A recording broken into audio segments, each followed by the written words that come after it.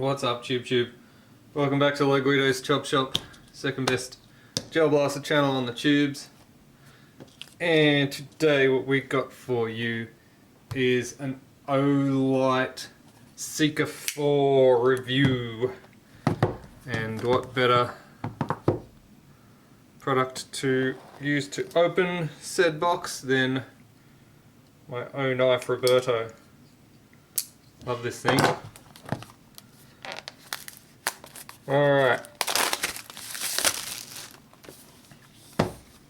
This is a Seeker 4 Pro. Now I think I've got a Seeker 3. And I've been using that one for years and I really enjoy it. So I'll be interested to see what the difference is when that were with the Seeker 4. What have they added? You can see on the packet there, 260 meters is the claimed throw and 4,600 lumens max. So one thing I do enjoy about Olight products is whenever you open them, you feel like it's a little bit special. Like inside the box, thank you for being a part of the Olight family. Your support is why we do this.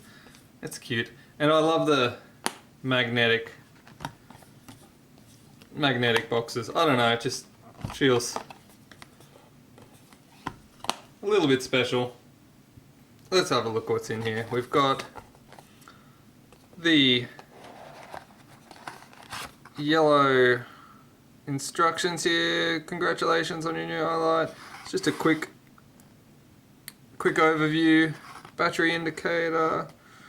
Switch. Alright, yep, cool. Let's pull this out and get all the bits and pieces and get it on the charger because I want to charge it up before we do any testing. Let's get the unit out. Whoa, that is a solid unit. I don't know if it's just me, but I feel like that feels bigger than my... Oh, right, okay. I was going to say that feels bigger than my Seeker 3. It's got a pouch. It's got a scabbard. Oh, that's solid too. That's not going to break in a hurry. That is some solid equipment. Now, it's input 5 volts, 2 amps. I don't know why they've got that printed on the scabbard, but there it is. Oh, it charges. The scabbard's got a charger built into it. Right. That is cool. Oh, there, look. USB-C connection there. That's cool. Okay, so you can charge it in the scabbard. That's awesome. I like that. That's a cool feature. Alright, what else have we got in the box here? Got a little box full of something else here. This must be a wall mount. It's got some 3M adhesive and screw holes as well. So you must be able to put that on the wall and then lock that in. Oh yeah, that's cool. So you can just hang it up there and you can have your charger. Yeah, right. What else have we got here? Anything else? More accessories down the bottom here.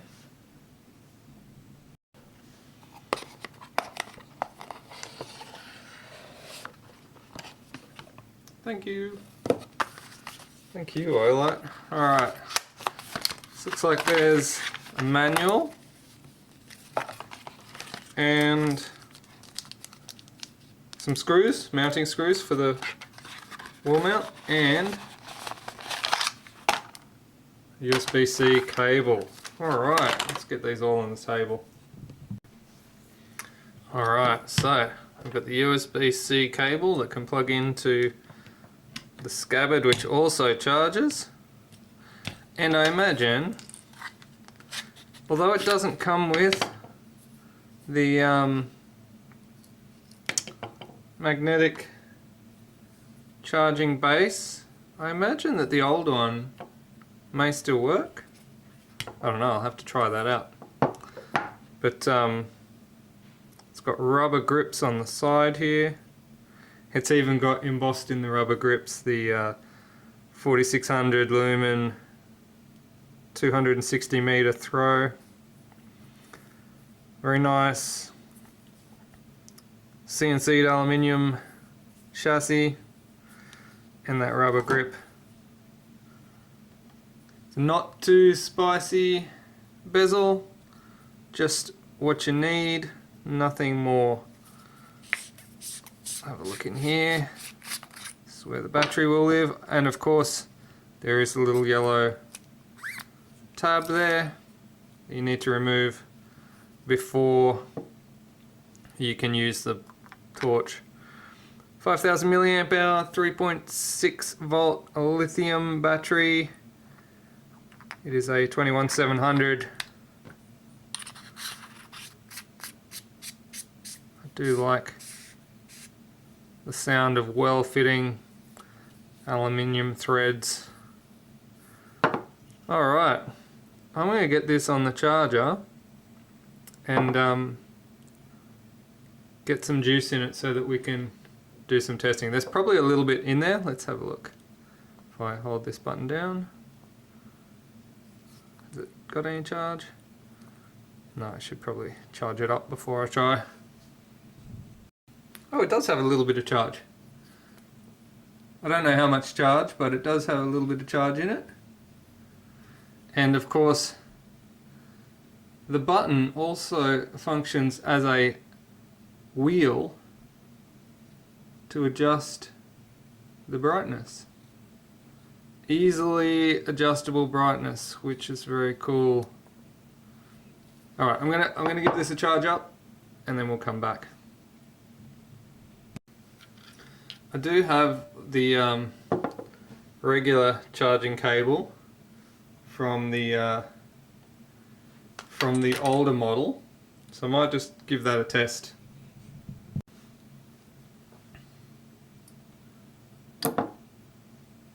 So the light went from green to red. I don't know if you can actually see that in this lighting that I've got here. Let me turn the light down, hold on. It's very hard to pick up on camera, but that light just inside the strain relief on the cable there is green, and then when you plug it in it turns red. Hopefully you can pick that up on the camera. It's hard when I've got lighting shining down on it, but that seems to work. But I will go with the official charger that came with it to give it a charge.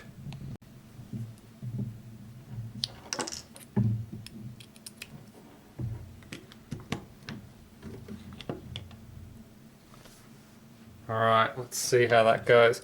I don't see any obvious LEDs or anything that tells you what the state of charge is, so I'll just let that go for a few hours. Okay, so actually I can see a state of charge LEDs. These here, so the 1, 2, 3, 4 bars down the right hand side, again because I'm shining studio lighting down into this, it is difficult to see, but the LEDs there are flashing. So it's flashing the third bar, so I'll let that charge until we got full 4 bars.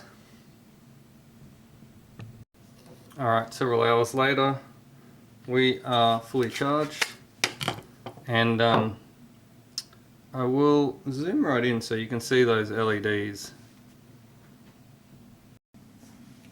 Alright, so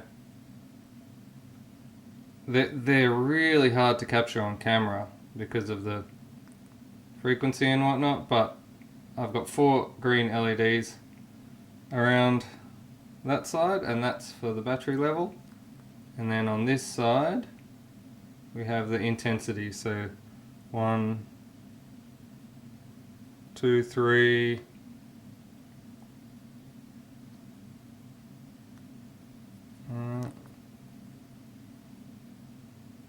4. Alright, highest intensity. Alright, I apologise. The frequencies of these LEDs makes it flicker a little bit on camera, but that's not how it looks in real life. I do like the simplicity of the operation. There is just one button to push, and it won't initially come on from an accidental push. It's got a safety feature built in, so if you just accidentally hit the button, it won't initially come on, but now I can just turn it on and off with one touch of the button, and then the scroll wheel can adjust the intensity. And even though there's only 4 bars on the intensity meter on the side here, there is a very granular adjustment of the brightness. You can take a lot more than 4 little steps. You can roll through to adjust the brightness to what you like. Now, the lowest brightness level, which is the moonlight setting, which is what we're looking at here, they say will last for 15 days. The battery will last 15 days on the low brightness setting. That is ridiculous. However, on the highest brightness setting, you will probably not get much more than 35 minutes, and that won't be the highest brightness all the time, because it will automatically dim the level as the battery goes down. So if you set it to the turbo mode, it will run the battery down to, I think, about 26%, and then when the battery hits 26%, it will automatically drop the level down to a lower intensity so that it doesn't completely destroy the battery. I think it drops from 4,600 lumen down to 1,200 lumen down to 600 lumen. But still, I find for most purposes that I'm using this torch, I've got it around the medium setting anyway. I just switch on the high powered beam once in a while just to check like animals in trees and things. Alright, I think it's time we take this out for a test.